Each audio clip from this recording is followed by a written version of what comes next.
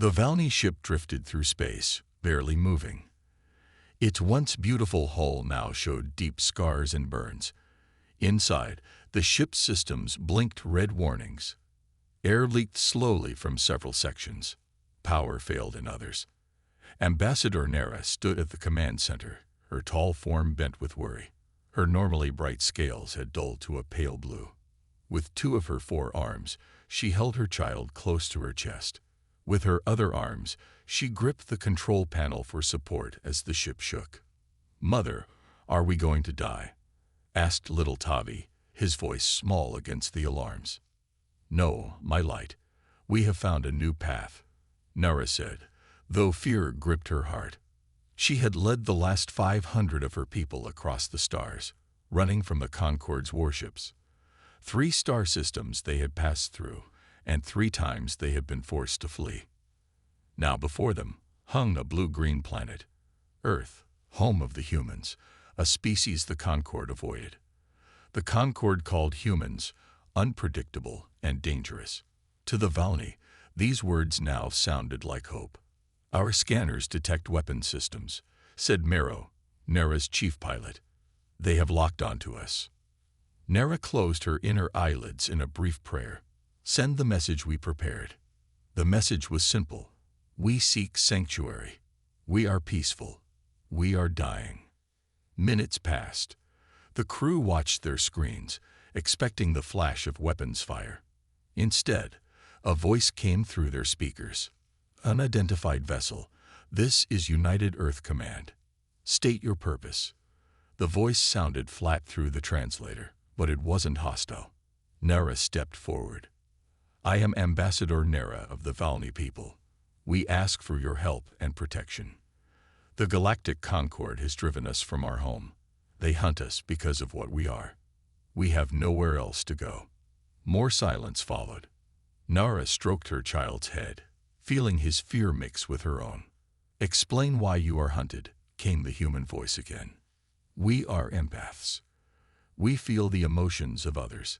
The Concord leaders fear this ability. They say we can manipulate minds, but this is false. We only sense feelings. They fear what we might learn about their true intentions." The human didn't respond right away. Nara watched the planet grow larger in their view screen. So much water, so much life, so much hope. "Stay in your current position. We are sending a ship to meet you." The human vessel approached 2 hours later. It was small compared to Concord ships, but showed signs of strong weapons and shields. The Valny watched nervously as it came alongside them. "Ambassador, I am Captain Jinmu Park of the United Earth Command vessel Vigilant. I request permission to come aboard with a small team." Nara looked at her crew.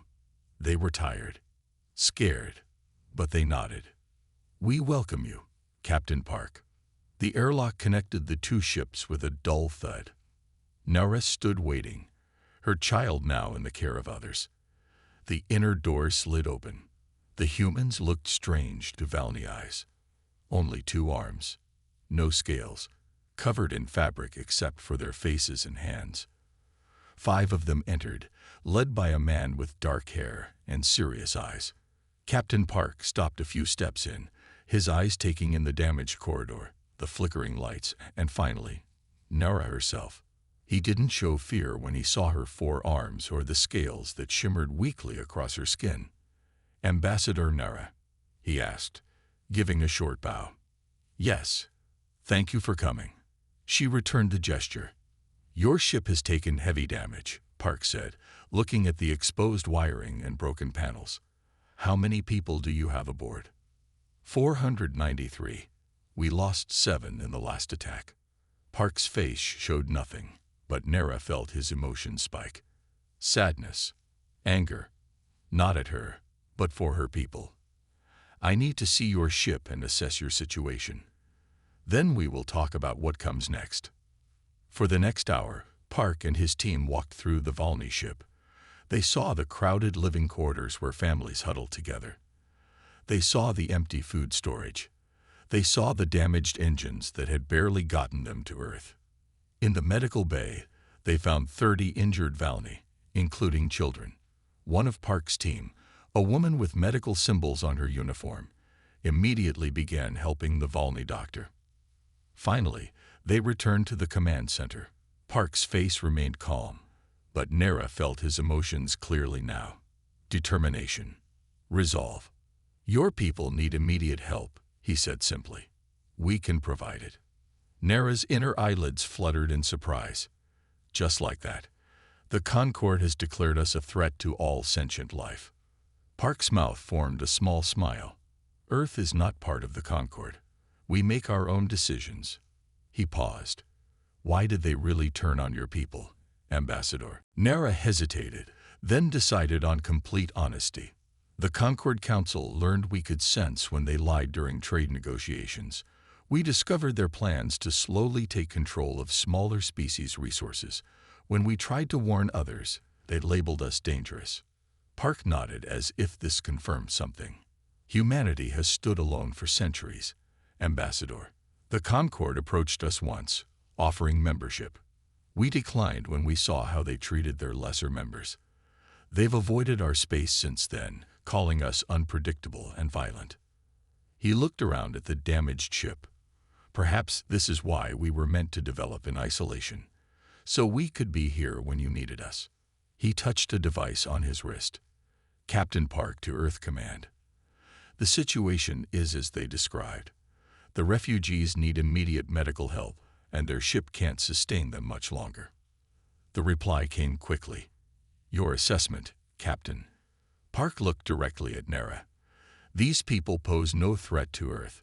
They need our protection. I recommend we grant sanctuary. The silence that followed felt endless to Nera. Her people's entire future hung on what these humans would decide.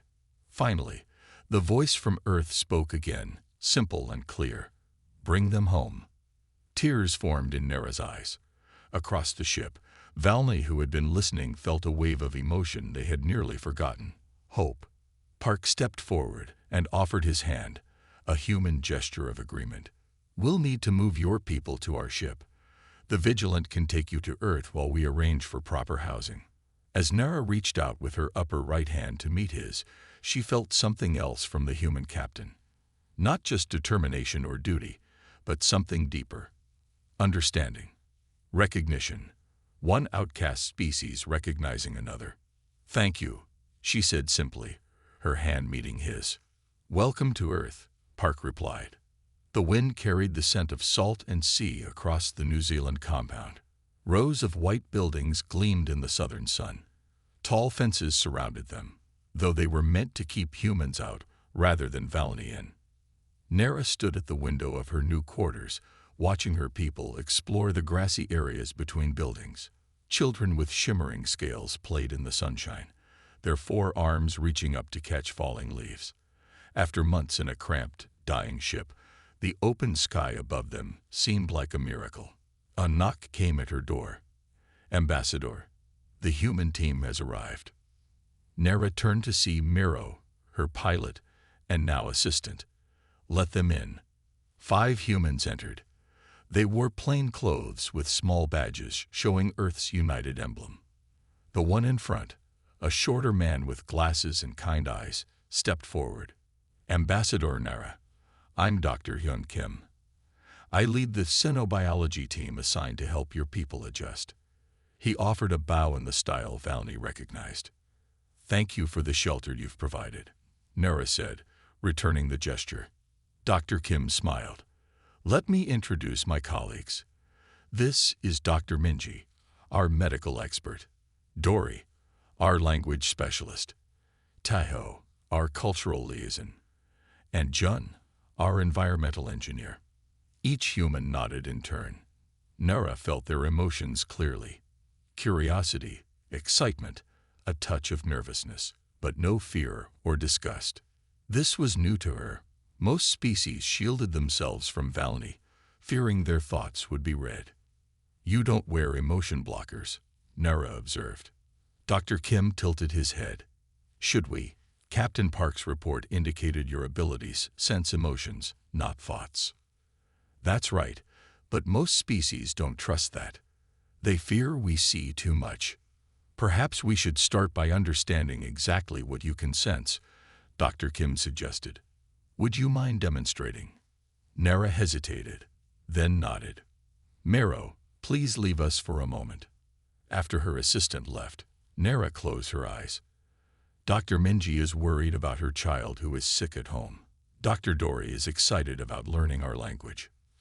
Taiho is hungry. He missed breakfast. Jun is nervous about meeting aliens but hiding it well. And you, Dr. Kim. She opened her eyes. You're concerned about the political debates happening about us. The humans exchanged surprised looks. Dr. Kim nodded slowly. Remarkably accurate. But how would you know my daughter has a cold, Dr. Minji? I can't know specifics. I sense her worry has maternal roots. The context suggests a child. Fascinating. Dr. Kim took notes on a small device. Not mind reading at all, but genuine emotional perception with contextual awareness. Over the next weeks, the human team worked closely with the Valni. Dr. Minji studied their biology, finding ways to adapt Earth medicines for their needs. Dory created translation programs. Jun designed systems to make Earth's buildings comfortable for Valni physiology. One evening, as they finished reviewing the day's progress, Nara confronted Dr. Kim directly. Your people should fear us, she said. All other species do. Dr. Kim set down his tablet. May I ask why you believe that? Because we sense when you lie, when you hide things. The Concord called us living lie detectors before they turned on us. Do all Valni have the same level of abilities? No. Some barely sense anything beyond basic emotions. Others, like our truth readers, can detect complex deception. Dr. Kim considered this. Humans have a saying, the enemy of my enemy is my friend. If the Concord fears you, perhaps we should get to know you better instead of fearing you too. A simple view of a complex situation, Nara said. Sometimes simple perspectives cut through complexity. Dr. Kim smiled.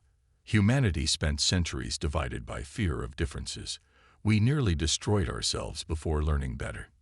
Meanwhile, beyond the compound, Earth's governments debated the Valni presence. News broadcasts showed heated arguments in the United Nations.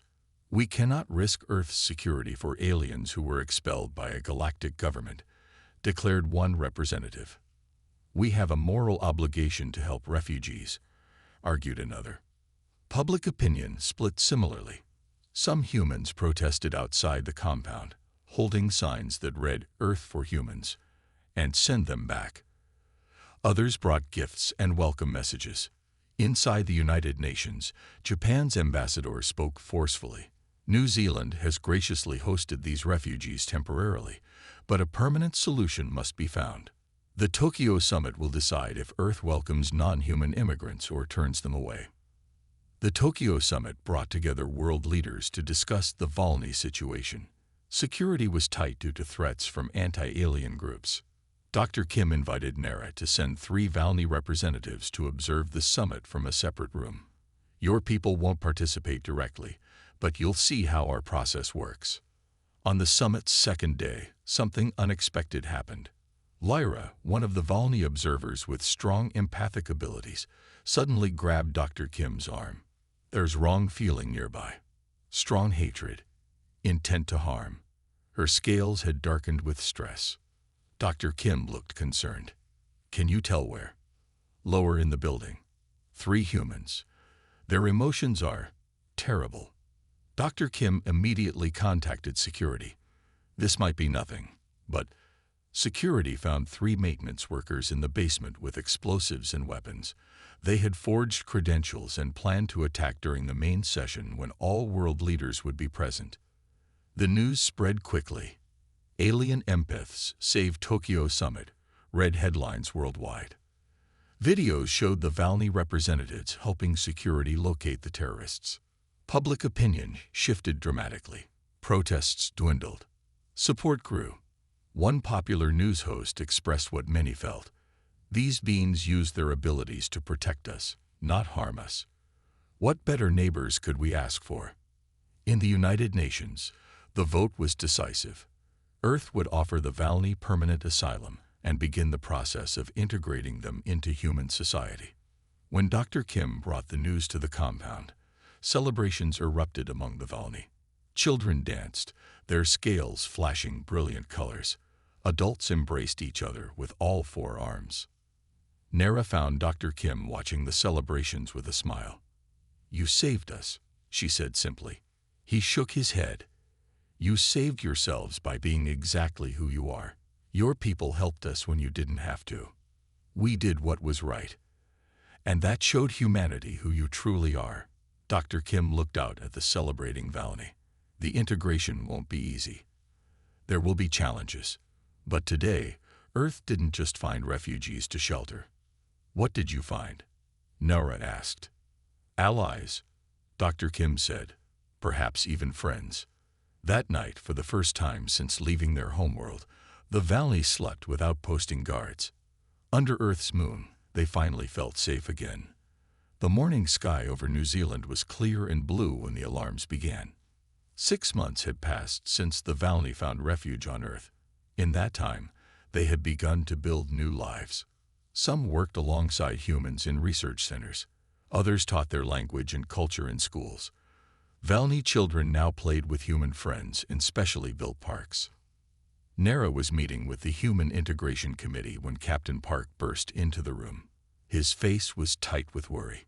"Ambassador, we've detected a Concord warship entering our solar system," he said. "It's massive, at least 5 times the size of our largest vessel." Nara's scales paled to a sickly white. "They found us." Within an hour, Earth's defense forces went on high alert. Military ships launched from bases around the planet. Families near military targets were moved to safety. In the Valni settlement, people gathered in small groups, their scales shifting to fearful blues and grays. The Concord ship stopped just beyond Mars. It was huge, a dark metal monster against the stars. Soon after, a message reached Earth.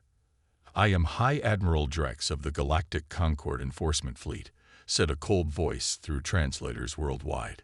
"You harbor fugitives from Concord Justice. The species known as Valni are defective and dangerous. Surrender them immediately or face the consequences." In the United Earth Command Center, President Lee stood before the communication screen. A small woman with a strong presence, she had led Earth through many crises, but never a threat from beyond the stars.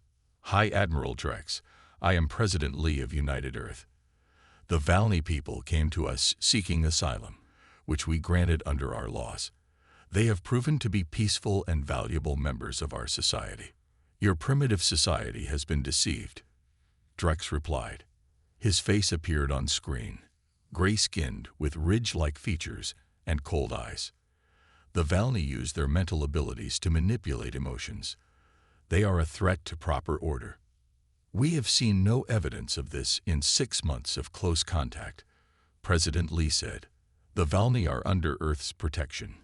We do not recognize your authority to hunt sentient beings across our borders." Drex's expression didn't change. "Humans are not members of the Concord. You have no standing in this matter. Surrender the empaths or face cleansing." The transmission ended. Military advisors surrounded President Lee immediately. "Madam President, sensor readings indicate their weapons could destroy our entire fleet without taking significant damage," said General Han. "We need more time to prepare defenses." "How much time?" "More than we have," the general admitted. At the Valni settlement, Nara called her people together.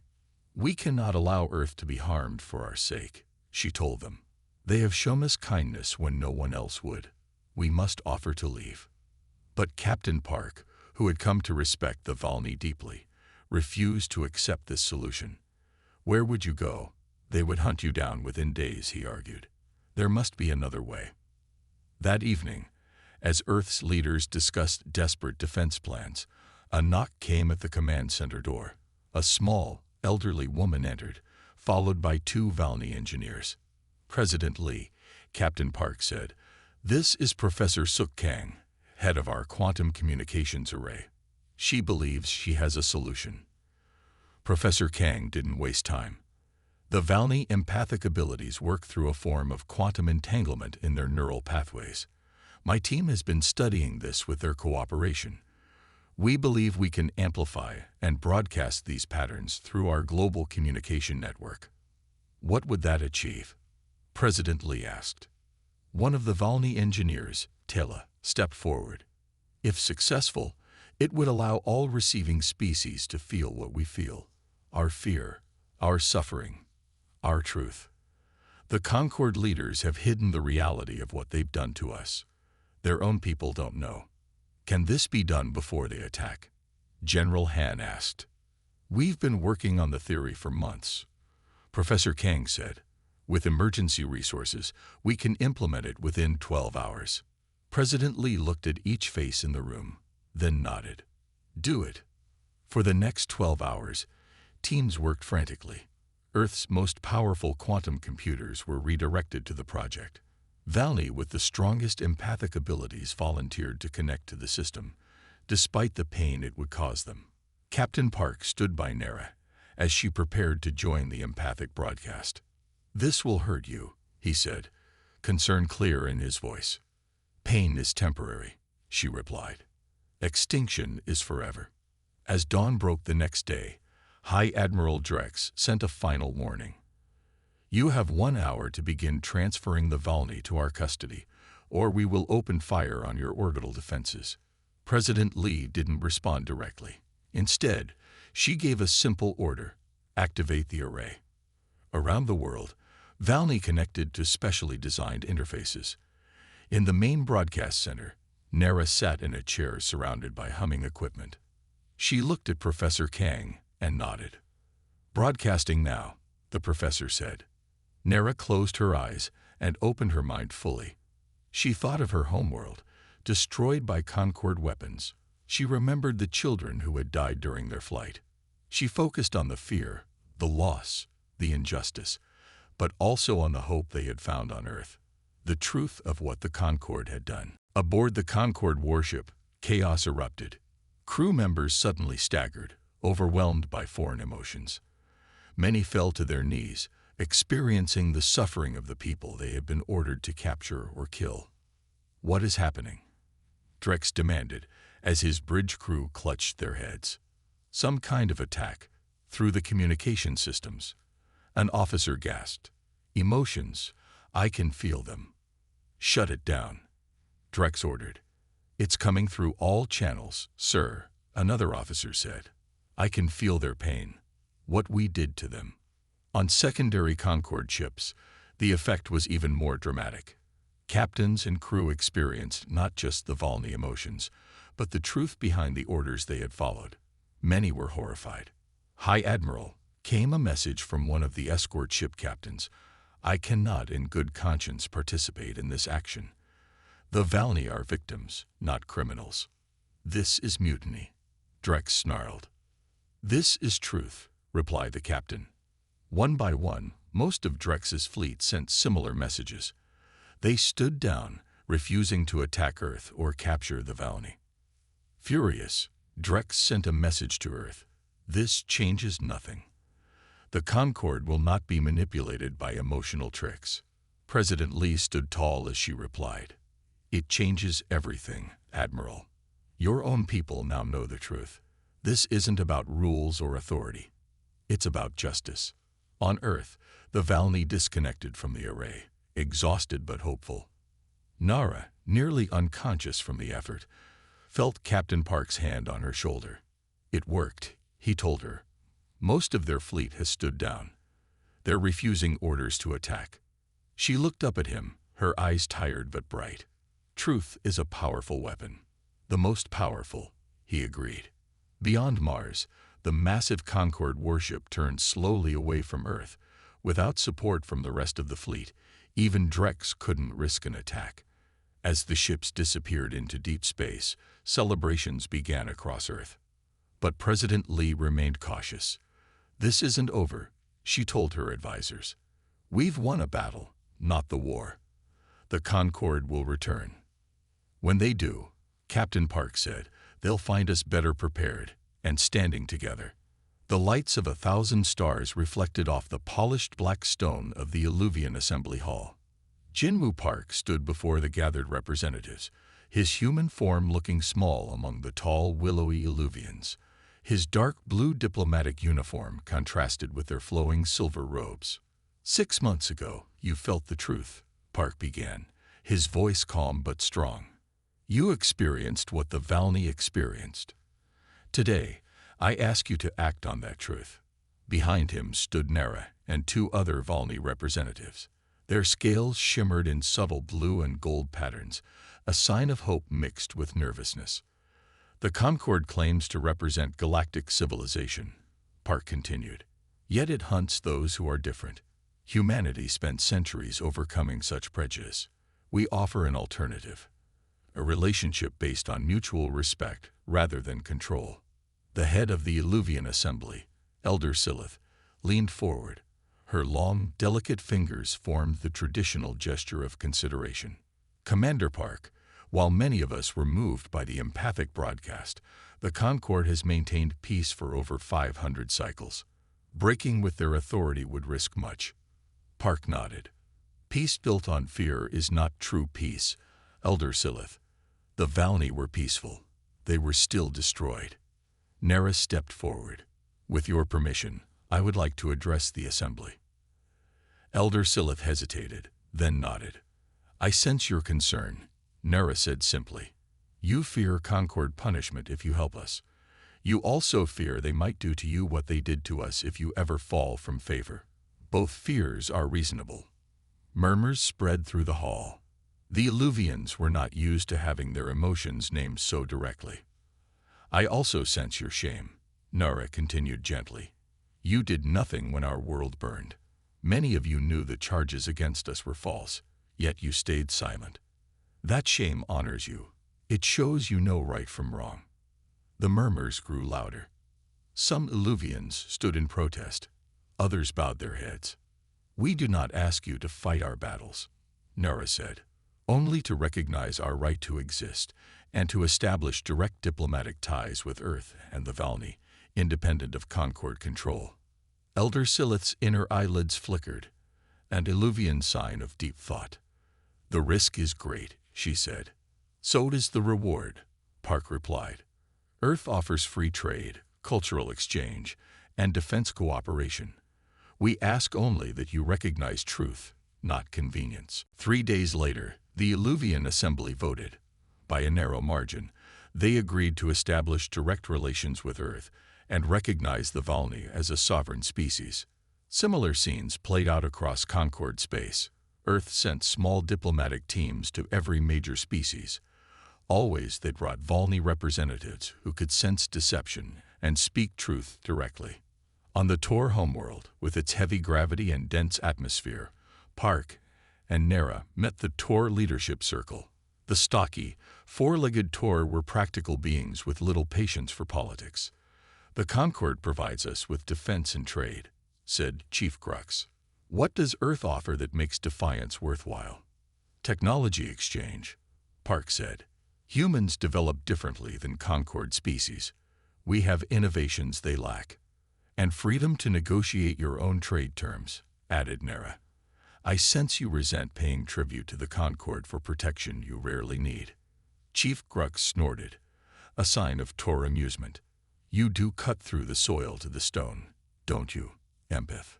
1 month later, the Tor joined the growing alliance with Earth. The Mechtal, insectoid beings known for their engineering skills, were harder to convince.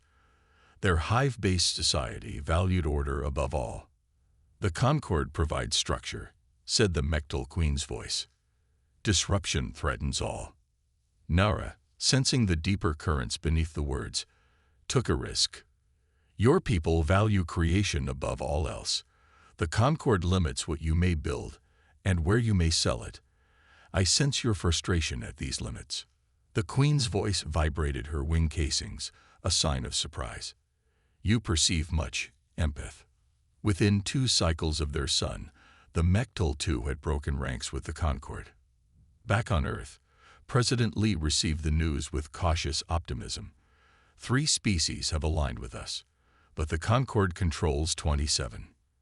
True, Park said, but we've created cracks in their unity. And we have something they don't understand: genuine cooperation rather than forced compliance. The diplomatic offensive did not go unnoticed. High Admiral Drex sent increasingly threatening messages to the species that had allied with Earth. When these failed, he prepared a punitive fleet to blockade the Illuvian homeworld. Before the fleet could launch, Drex was suddenly recalled by the Concord High Council. Rumors spread that many council members had been disturbed by what they felt during the empathic broadcast. Others feared losing more members to Earth's growing alliance. 2 weeks later, a new Concord ship entered Earth orbit.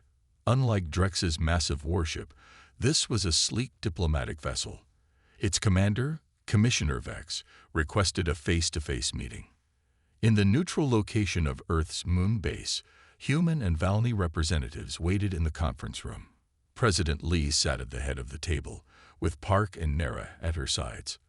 When Commissioner Vex entered, they noted his different approach immediately.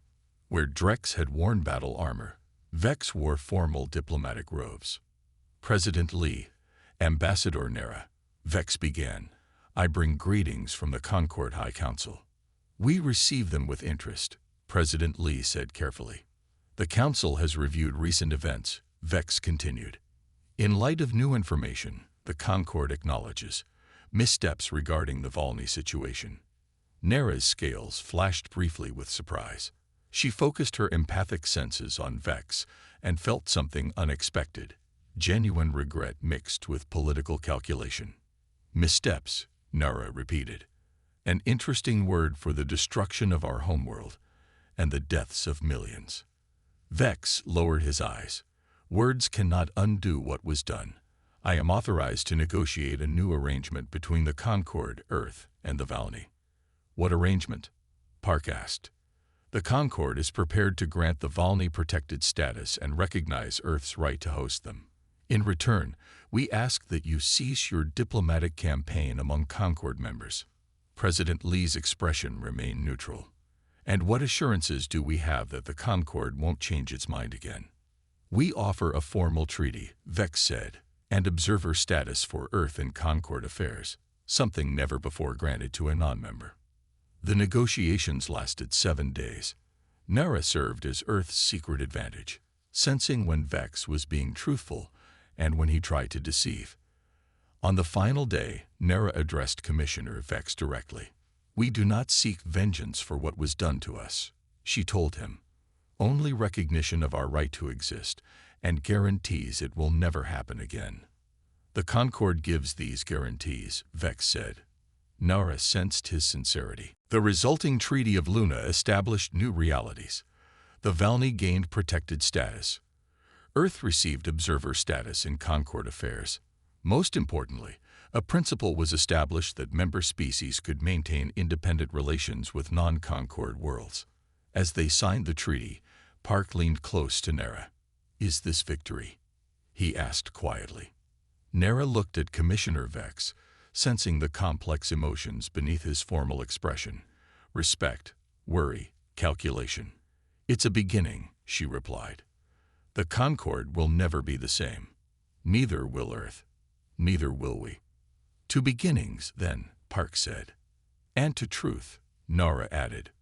Outside the conference room, the Earth hung in the black sky, blue and green and beautiful, home to humans, Valny, and now a new chapter in galactic history. The red sun of Proxima Centauri cast a warm glow across the valley, where Haven Colony spread beneath the mountain range. Buildings of mixed human and alien design rose from the rich soil, some tall and straight in human style, others curved and flowing in Valny fashion. In just 3 years, the empty valley had transformed into home for 20,000 settlers. Admiral Jinwoo Park stood at the large window of the observation tower. At 62, his black hair had turned mostly gray and lines creased his face, but his eyes remained bright and alert. The uniform he wore carried the emblem of the Coalition, a circle of stars surrounding Earth and 7 other worlds. Beside him, Ambassador Nara watched the colony with equal interest. 10 years had changed her too. Her scales now held the deep blue of maturity with golden patterns indicating her status as an elder. She had grown taller, stronger since the desperate days of the refugee ship. 10 years, Park said softly. Sometimes it feels like yesterday we found your ship, and sometimes it feels like another lifetime, Nora replied. Look there. She pointed to the central park where children played.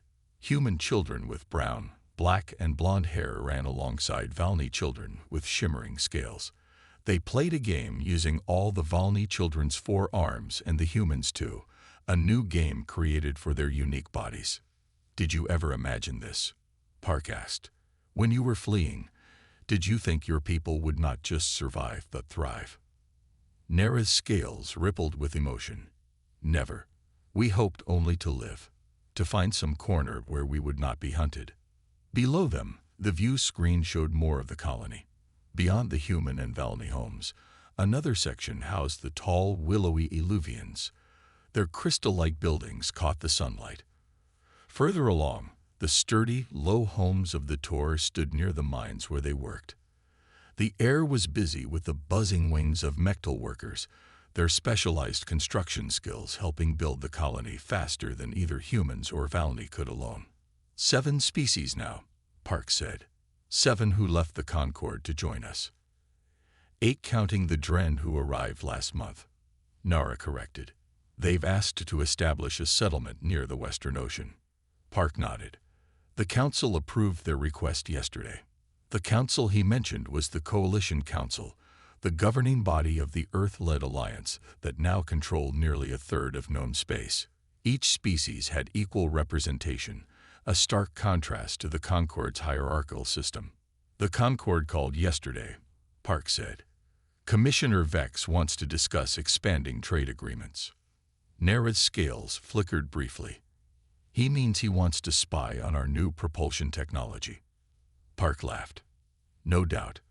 But even his spying shows how much has changed. 10 years ago, they wanted to destroy us. Now they study us. A small transport ship rose from the landing pad below, heading to orbit where the UES Unity waited, Park's flagship and the most advanced vessel in the Coalition fleet. It would take them back to Earth for the Council meeting next week. We should prepare to leave soon, Park noted. President Kim wants to review our expansion plans before the Council session. But neither of them moved from the window. The view held them. This world they had helped create. We sought sanctuary, Nara said after a moment. You gave us partnership. The Concord feared us because we could sense their lies. They feared humanity because you exposed the truth that diversity brings strength, not weakness. Park turned to look at her. You know, when we first found your ship, some on Earth wanted to turn you away. They said helping you would bring us nothing but trouble. They weren't wrong about the trouble, Nara said, her scales shifting in a pattern of amusement.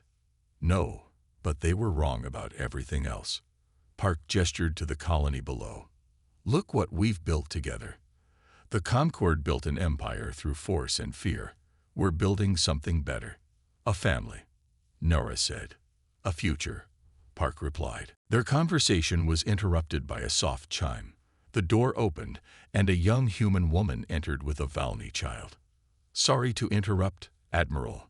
Ambassador, the woman said, but someone wanted to say goodbye before you left. The Valny child, a girl with bright green-blue scales, ran forward on her short legs. Grandmother, she called to Nera. Nera bent down, using all 4 arms to lift her granddaughter. Tavi, should you not be in school? Teacher let us come watch the ships, the child explained. Will you be gone long? Not long, Nora promised. Just to Earth and back. Can I come next time? I want to see where humans first came from. Park smiled at the child. When you're a bit older, perhaps you can visit as my special guest. The girl's scales flashed with excitement. Really? Can I see the Unity's bridge? That can be arranged, Park said seriously, as if making a diplomatic agreement. Come, Tavi, the human caretaker said. The Admiral and your grandmother have work to do. After they left, Park and Nara watched the child skip down the corridor, one hand held by her human caretaker. "Our greatest achievement," Nara said softly. "The colony?" Park asked. "No, the children who see nothing strange about our differences, who play together and learn together without thinking twice about scales or arms or skin color." Park nodded. "They will build things we can't even imagine." Their transport was ready. As they walked to the landing pad, they passed humans and aliens working side by side. Engineers discussing power systems, farmers planning crop rotations, teachers from 3 species preparing lesson plans. The red sun was setting as their transport lifted off. Below them, lights came on across Haven Colony, creating patterns of human streets and Valny circular plazas. From orbit, the pattern looked like a beautiful tapestry of different designs woven together. The UES Unity waited for them, its sleek shape outlined against the stars. On its hull, the Coalition emblem shone proudly. Inside, the crew, human, Valny, and 3 other species, worked together with practiced ease. As the ship prepared to jump back to Earth, Park stood on the bridge with Nara beside him. "Sometimes I wonder what would have happened if you had never found Earth," he said. "If your ship had turned toward some other star."